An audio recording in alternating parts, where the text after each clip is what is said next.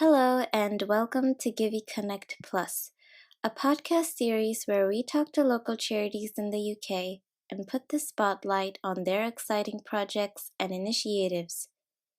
I'm your host, Fiza Sergio, and our guest for today is Bushra Ahmed.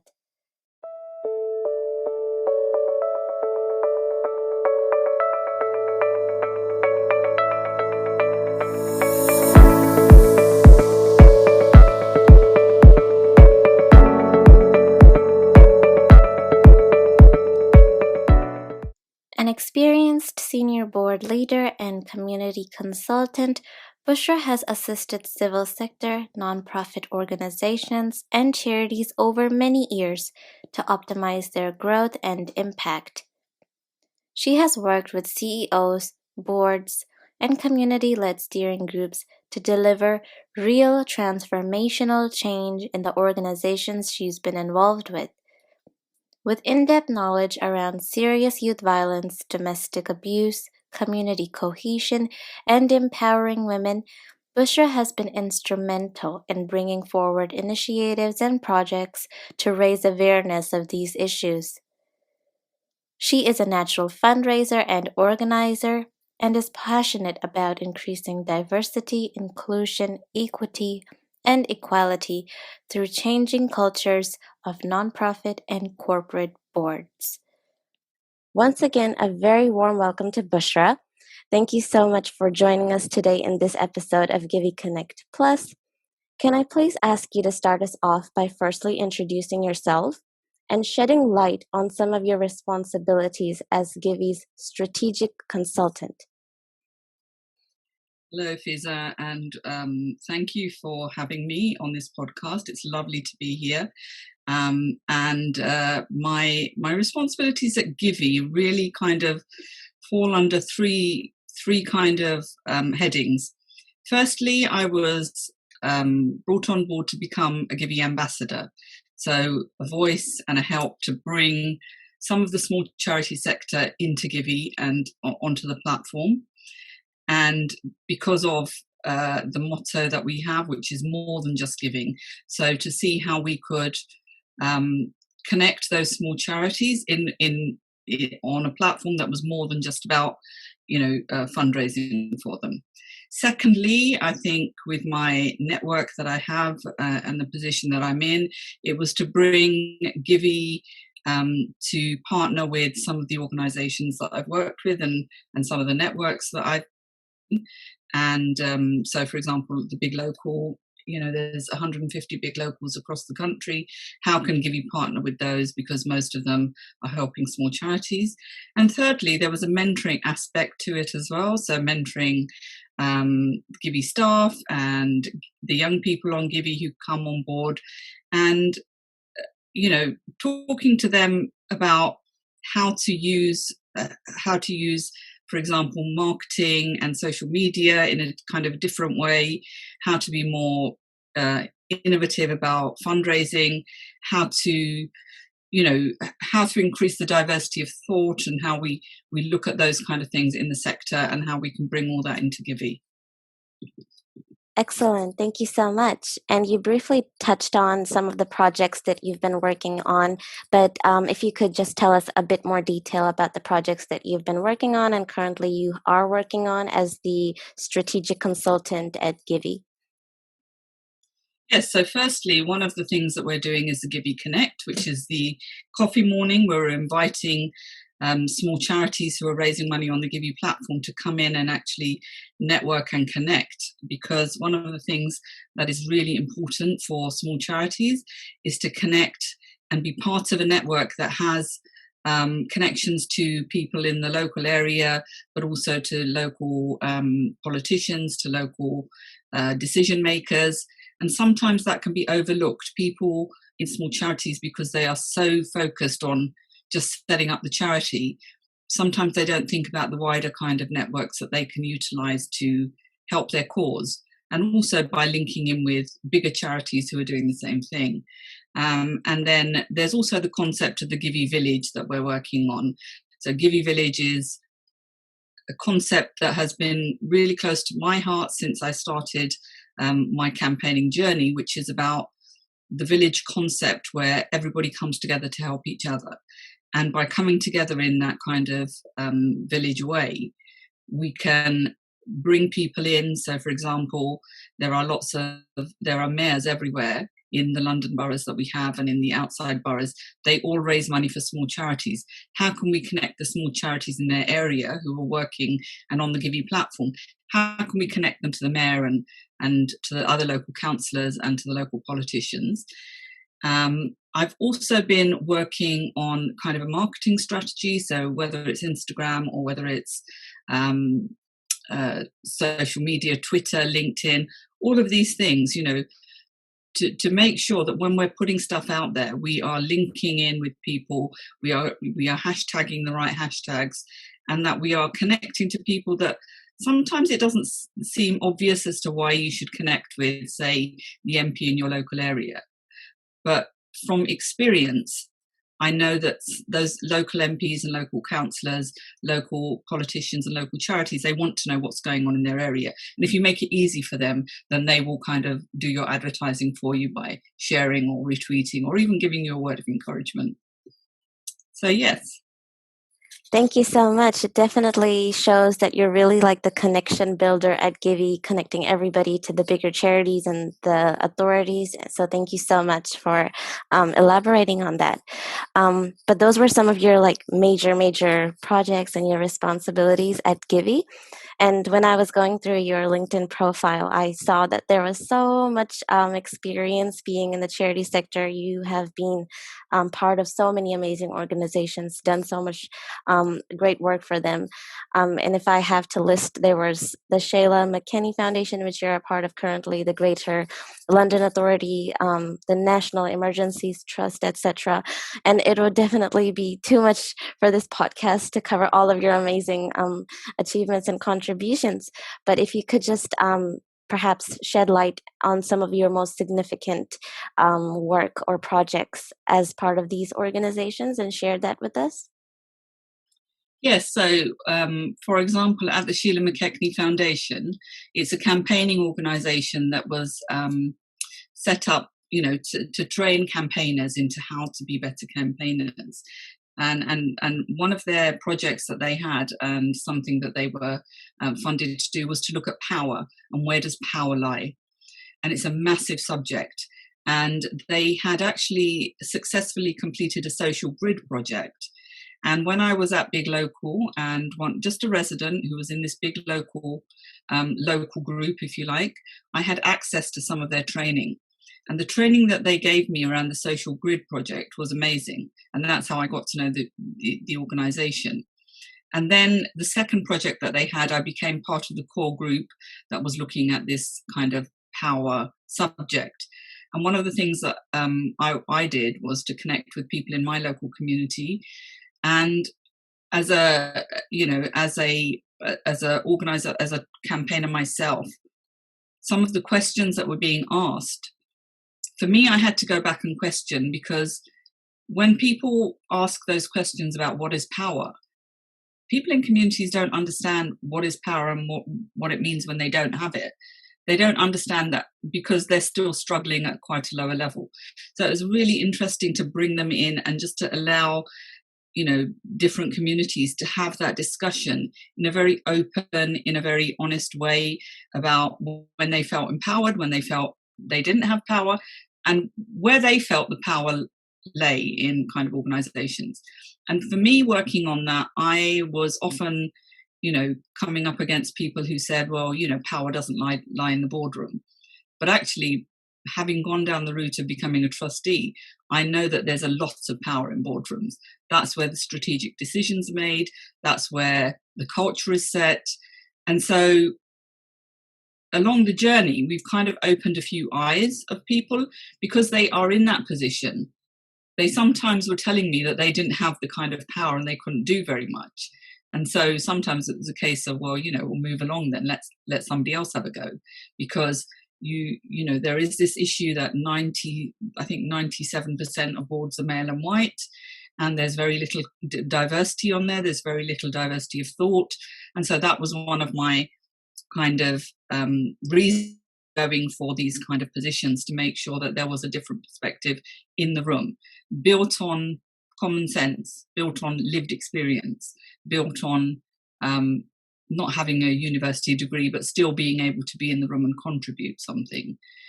And then the Greater London Authority, I was picked as one of the 25 civic future leaders for a programme that the GLA had started.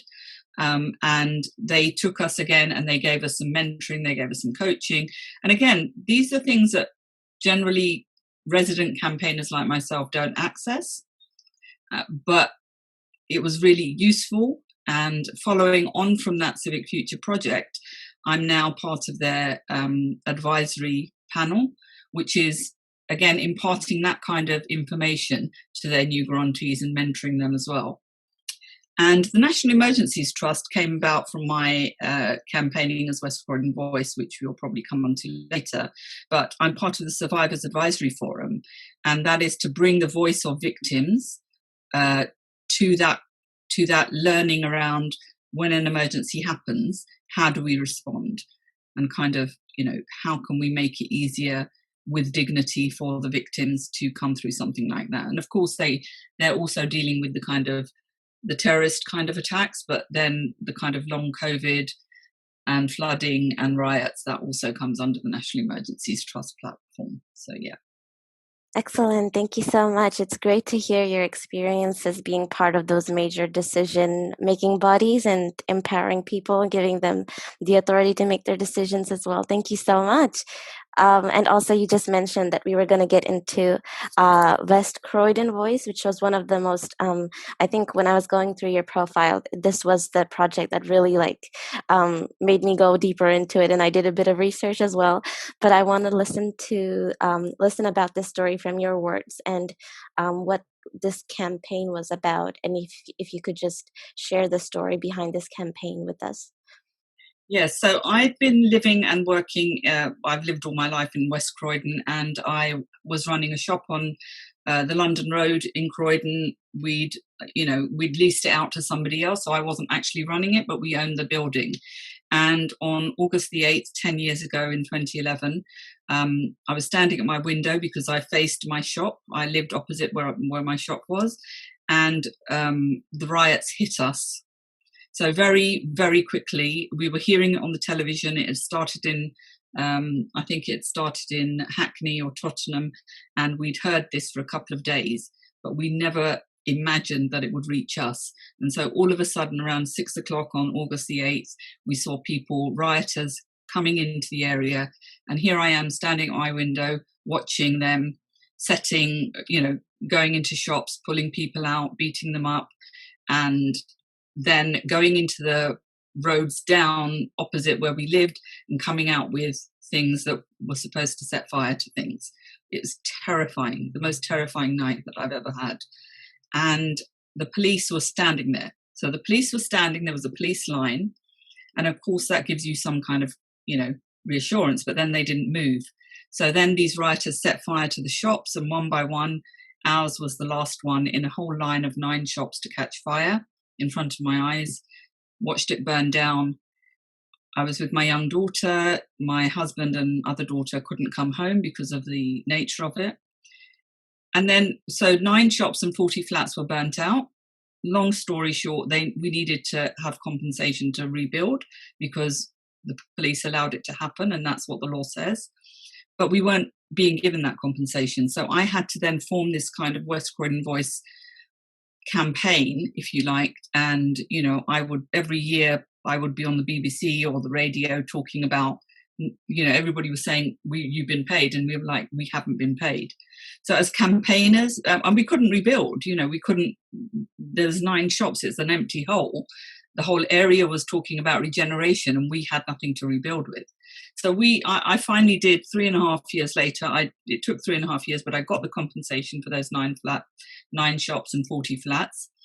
And using all of the networks that I built during that time, and making the most of every kind of room that I was in. I was kind of hustling, I was networking, I was linking in, I was doing all of those things because I was often the only covered woman in the room or the only Muslim woman in the room. And so I was there by accident, if you like, so I made the most of it. And then when I came out of that campaign and, we were paid, then I wanted to see how could I use those experiences around regeneration. And I think that's where then I became part of the Stop and Search Committee, the local Stop and Search Committee, because although it was young people who had rioted and mainly were responsible, I felt that we'd let them down. So I felt that, there was a saying that said the youth would burn down the village to feel its warmth. Again, that village connotation comes in, what had we done to these young people to make them feel so disconnected from their local area? So then I became involved in screening a documentary called Riot from Wrong. That was made at the time of the riots by some young people.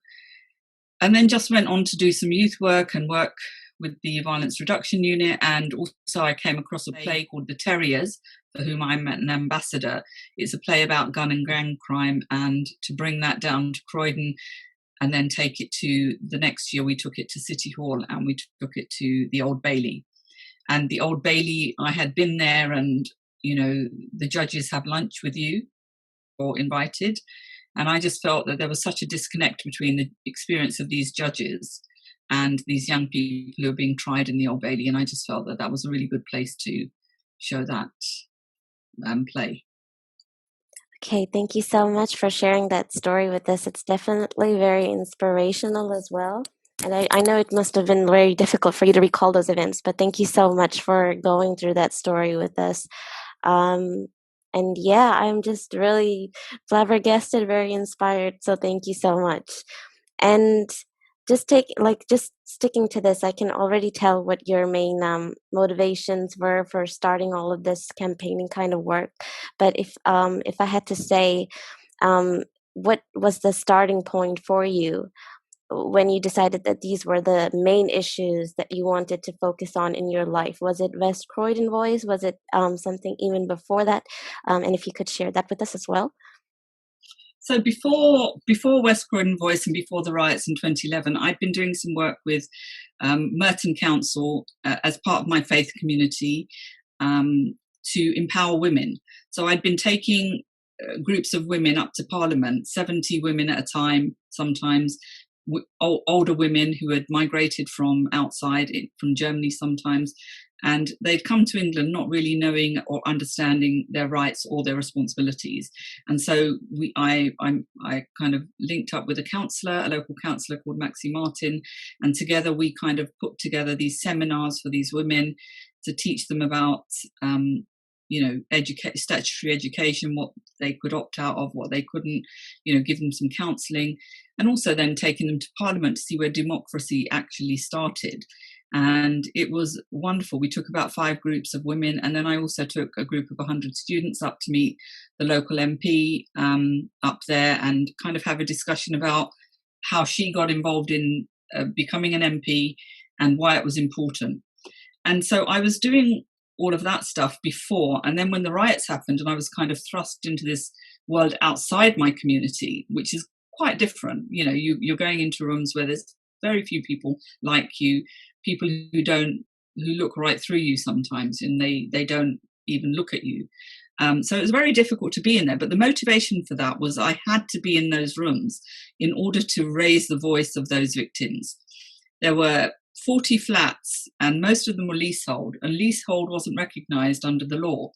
So a lot of those young people who'd bought these flats were paying for the flat still as a mortgage, and then having to pay rent because the banks wouldn't understand that they couldn't freeze their mortgage. So it was a really difficult time for a lot of people, and a lot of people were, if they're either working or just too didn't have the energy to kind of go out and do that. And I wasn't working at the time. I was fortunate enough not to have to work, so I kind of took that on. And it takes a lot out of you. You have to be really kind of strong and push yourself into places where you and lose that kind of sensitivity. And as I was going in there, because I could speak well, everybody was saying to me, why don't you become a politician? Why don't you become a councillor? And I didn't want to do that. And I thought there must be another way. Where does the power actually lie? Is it really with the politicians, or is there another way? And that's when somebody said to me, why don't you become a trustee? And so I became a trustee for a local organisation, and then I joined Age UK Croydon as well, which was another organisation, and kind of linked the two together because, there was a lot of charities, but they weren't actually speaking to each other about the kind of people they were trying to serve. And then that just, I joined the Stop and Search Committee as well, so that we could kind of hold the police to account for the stop and search issues that we were having. And that kind of snowballed until I kind of started to do things outside of Croydon as well.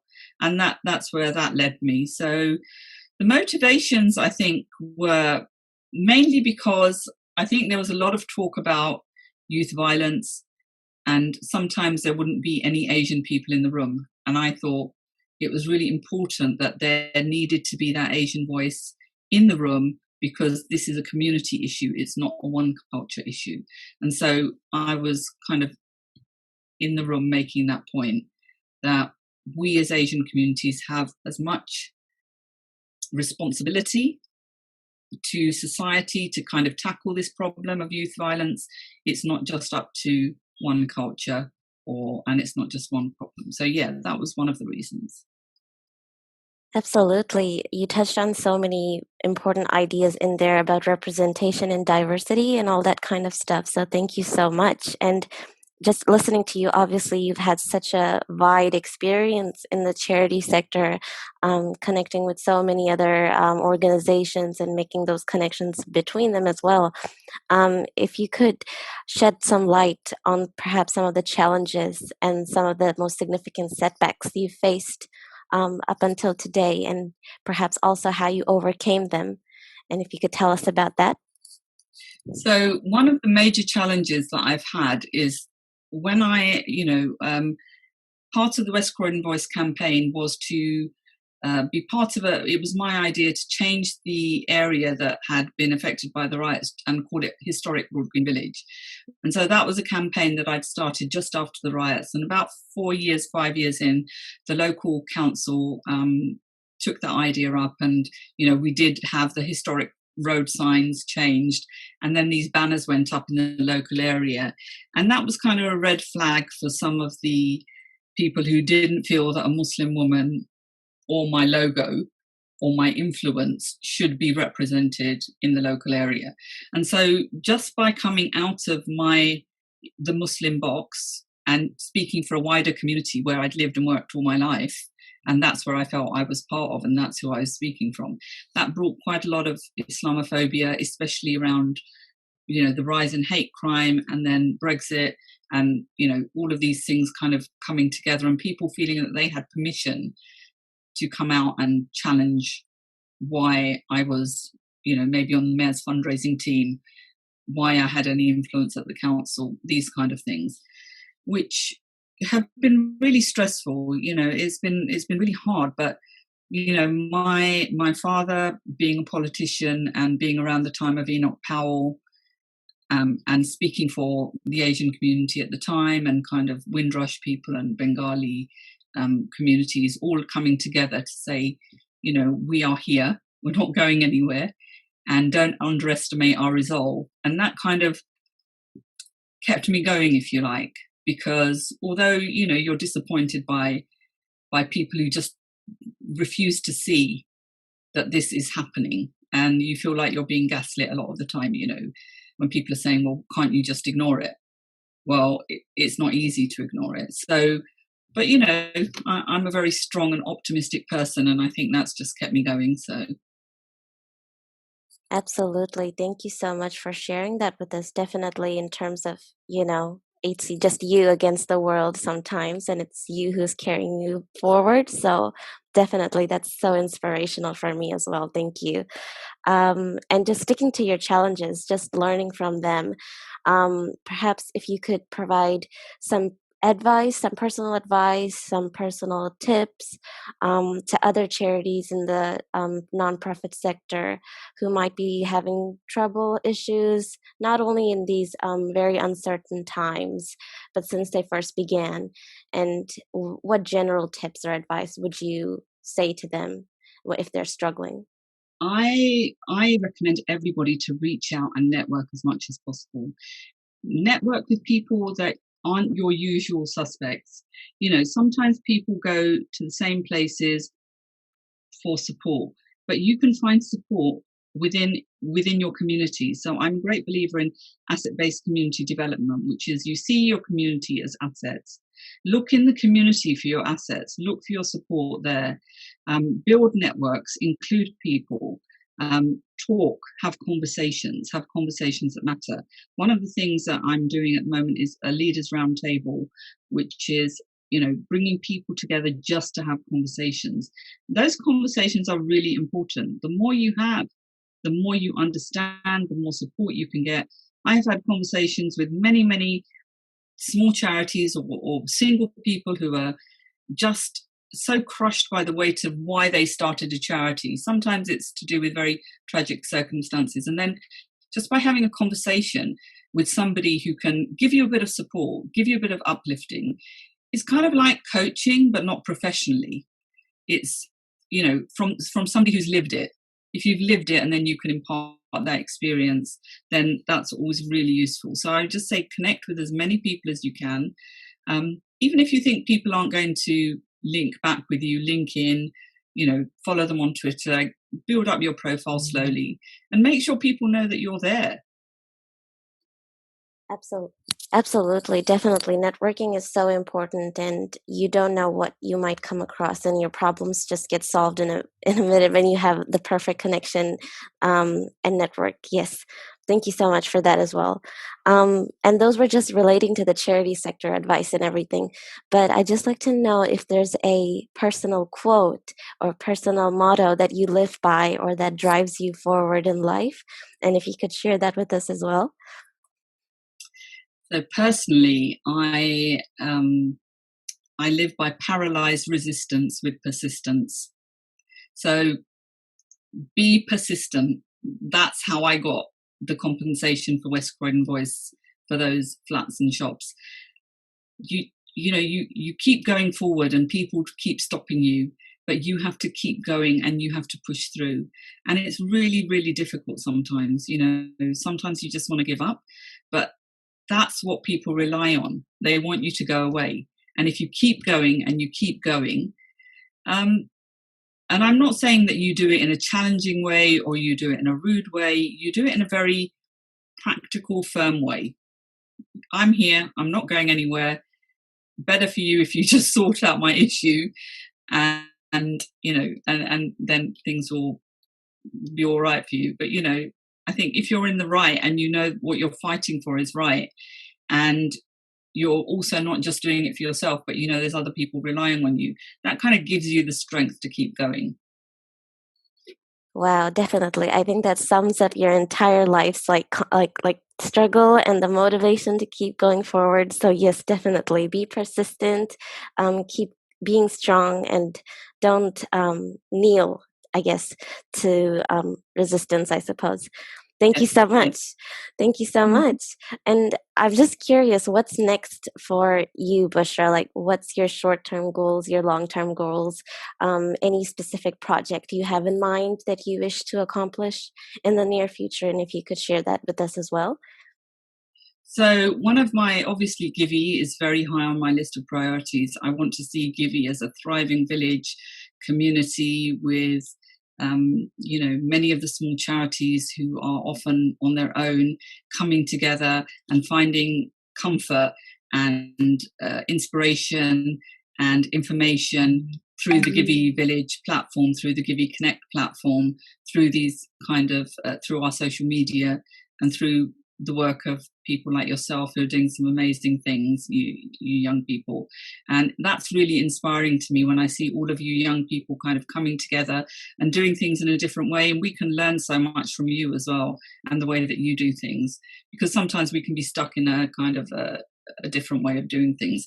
And I'm always one for opening and learning. And it doesn't matter who they are, whether they're younger or older, you can always learn from people.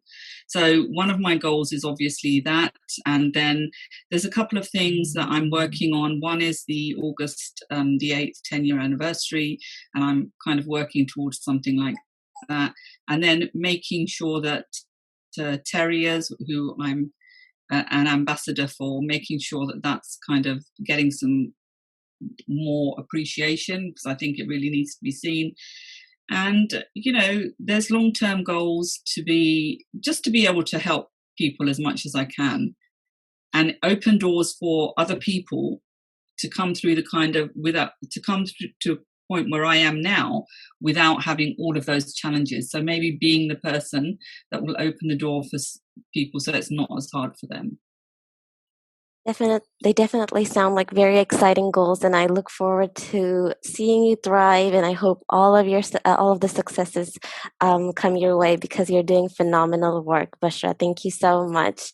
And it's a shame because we're like approaching the conclusion of this podcast series, and I just can't thank you enough for speaking with us today and sharing with us your story in the nonprofit organization, and leaving us with so many amazing stories and lessons. So thank you so much. And on that note, we would like to conclude this episode of Givey Connect Plus. Thank you to our listeners for tuning in today. We hope you enjoyed this week's episode of Givey Connect Plus. We will be returning with another episode with another special guest very soon, but until then, goodbye and take care.